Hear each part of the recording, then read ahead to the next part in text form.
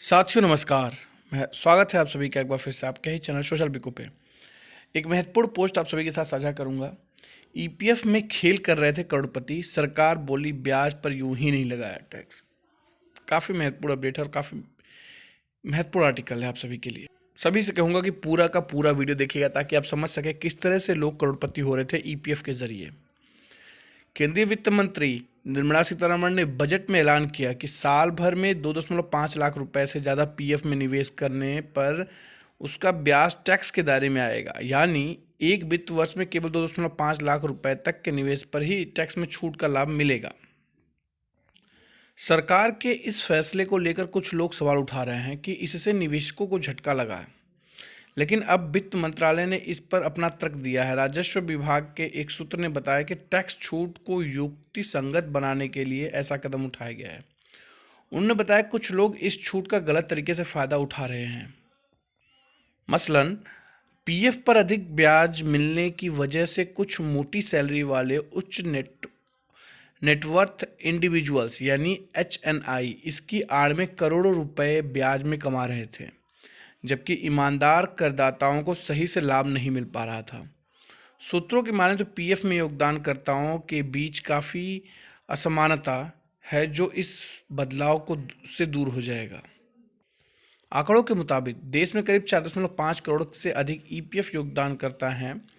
इनमें 1.23 लाख से अधिक एचएनआई खाताधारक हैं, यानी जो हर महीने अपने पीएफ खातों में बहुत बड़ी रकम का योगदान करते हैं। उनका कुल योगदान फिलहाल 62,500 करोड़ रुपए है, जिस पर ये बिना टैक्स के 8% की दर से ब्याज पा रहे हैं, जो कि एक तरह से ईमानदार वेतनभोगी वर्ग और अन्य करदाताओं के पैसे हैं। हालांकि उन लोगों के नाम सार्वजनिक नहीं किए गए हैं जो बड़ी रकम पीएफ में डालकर ब्याज का लाभ ले रहे थे। वित्त मंत्रालय के सूत्रों के मुताबिक पीएफ खाता ऐसा है जिसमें 103 करोड़ रुपए जमा हैं। उसके बाद एचएनआई के खातों में 86 करोड़ रुपए जमा है। यही नहीं, टॉप 20 एचएनआई पीएफ खातों में करीब 825 करोड़ रुपए डिपॉजिट है। आप समझ सकते हैं कि 825 करोड़ रुपए जो लोग डिपॉजिट कर रखे हैं और किस हिसाब से वो ब्याज का पैसा कमा रहे थे। वहीं टॉप 100 एनएचआई में करीब 2000 करोड़ रुपए से ज़्यादा की रकम है। सूत्रों ने बताया कि ईपीएफ खाताधारकों में एचएनआई योगदानकर्ता महज 0.27% हैं, लेकिन जो भी एचएनआई हैं वो औसतन प्रति व्यक्ति 5.92 करोड़ रुपए पीएफ में जमा करते हैं और योजनाबद्ध तरीके बिना टैक्स के सालाना औसत में प्रति व्यक्ति जो है 50.3 लाख रुपए ब्याज उठा रहे हैं। तो एक व्यक्ति करीब 50 लाख रुपए के करीब हर साल ब्याज उठा रहे हैं। आप समझ सकते हैं कि किस प्रकार से वो खेल चल रहा था ईपीएफ में करोड़ों रुपए बनाने का। दरअसल पीएफ पर टैक्स छूट के साथ साथ अच्छे रिटर्न्स मिलते हैं, इसलिए लोग पीएफ में निवेश को पहले विकल्प के तौर पर देखते हैं। लेकिन अगर आप साल भर में 2.5 लाख रुपए से ज़्यादा पीएफ में निवेश करते हैं तो ब्याज से कमाई टैक्स के दायरे में आएगी। यह नियम 1 अप्रैल 2021 से लागू होगा। एक हम उदाहरण अब समझेंगे कि कितने ब्याज पर टैक्स लगेगा। अगर कर्मचारी का पीएफ में सालाना 3 लाख रुपए है तो 2.5 लाख रुपए के पीएफ योगदान पर कोई टैक्स नहीं लगेगा, यानी कुल 50,000 के जो अमाउंट रहेगा उस पर जो है टैक्स लगने वाला है। मान लीजिए पीएफ पर ब्याज 8% है। इस हिसाब से अतिरिक्त 50,000 के योगदान पर कर्मचारी को 4,000 रुपये ब्याज मिलेंगे। अब अगर कर्मचारी 30% वाले टैक्स स्लैब में आता है तो कर्मचारी को 1,200 रुपये टैक्स के तौर पर देने पड़ेंगे।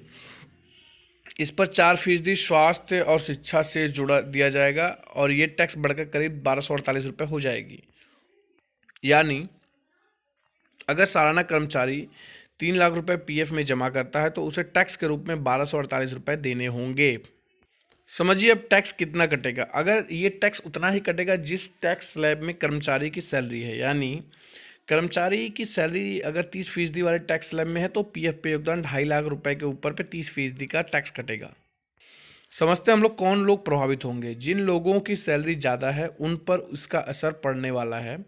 कम सैलरी वालों को कोई दिक्कत नहीं होने वाली है। जिन कर्मचारियों का पीएफ हर महीने 20,883 रुपये तक करता है, यानी आप समझ सकते हैं, उन पर कोई असर नहीं होगा। इसके ऊपर वाले इसके दायरे में आएंगे और जिन्हें ये अमाउंट देना पड़ेगा। तो कहने का मतलब यह है कि आप इस पूरे घटनाक्रम को समझिए कि मसलन लोग पीएफ को अच्छा विकल्प मान के लोग अगर एक मिनिमम हम मान के चलते हैं, अगर टॉप 100 का हम लेके चलते हैं, तो प्रति व्यक्ति जो है 50.3 लाख रुपए हर साल कमाता था। यानी इतना जो है सिर्फ पीएफ में इन्वेस्ट करने के बाद वो लोग जो है इतने का ब्याज, वो हर महीने ब्याज, हर साल वो ब्याज लिया करते थे, और वो ब्याज टैक्स टोटली फ्री था। उस 50.3 लाख रुपए पे कोई भी टैक्स नहीं आता था। अब किसी में क्या होगा कि अभी के समय में ये जो 50.3 लाख है, अगर वो व्यक्ति जो उसका टैक्स स्लैब है अगर 30% का है, तो इसका जो है उसको 30% एज अ टैक्स सरकार को देना पड़ेगा। यानी वो टैक्स जो है अब हट गया है। तो एक ये बहुत लंबे समय से ईपीएफ का सिस्टम चला रहा था और लोगों को इससे काफ़ी मुनाफा था, जिसे सरकार ने बताया है, क्योंकि इसके ऊपर काफ़ी प्रश्न चिन्ह उठ रहे थे कि इससे जो निवेशक हैं उनको बहुत बड़ा झटका लगने वाला है, जो सरकार ने फैसला लिया है। यानी अब ईपीएफ को एक अच्छा निवेश नहीं मान के लोग इन्वेस्ट नहीं करेंगे। तो इसमें झटका था, ये लोगों का मानना था, लेकिन सरकार ने इस पर अपना तर्क दिया है कि अगर हम ऐसा नहीं करते, अगर हमने ये चीज़ नहीं करना था, तो ये जो चीज़ें चल रही थी इसमें जो टैक्स के दायरे में, तो लोग अपना निवेश जो है बतौर निवेश कहीं और करने के बजाय वो ईपीएफ में करते थे और उस पर रिटर्न लिया करते थे। 8% का आप समझ सकते हैं कि ब्याज मिलता है, और वो ब्याज वो लिया करते थे। एंड उस ब्याज के ऊपर आप समझ सकते हैं कि उनको कोई भी चार्जेस नहीं था। यानी जैसा कि मैंने आपको बताया कि 50.3 लाख रुपए तक के एज अ ब्याज बतौर जो है वो प्रति व्यक्ति साल में लिया करते थे। यानी एक साल में उनका करीब 50.3 लाख के करीब जो है ब्याज हो जाया करता था। तो अब ये समझ सकते हैं कि किस तरह से ये पूरा खेल चला था, जिस वजह से वित्त मंत्रालय को इस तरह का फैसला लेना पड़ा और उसके ऊपर टैक्स को है जो है एप्लीकेबल करना पड़ा। यानी अब अगर आप जो है इस पे इन्वेस्ट करते हैं, अगर 2.5 लाख तक का आपका लिमिट है, यानी साल भर में अगर आप 2.5 लाख इन्वेस्ट करते हैं, तो आपको कहीं पर भी किसी भी प्रकार का यानी यहाँ पर बात की जा रही एज अ एम्प्लॉय आप कितना इन्वेस्ट कर रहे हैं, अगर वो 2.5 लाख रुपए तक है तो उसमें कोई भी संशय या किसी भी प्रकार का आपको कोई भी ब्याज नहीं लगेगा, और वो पूरी तरह से सरकार की तरफ से टैक्स फ्री रहेगा, जो कि एक अच्छा निवेशक रहेगा।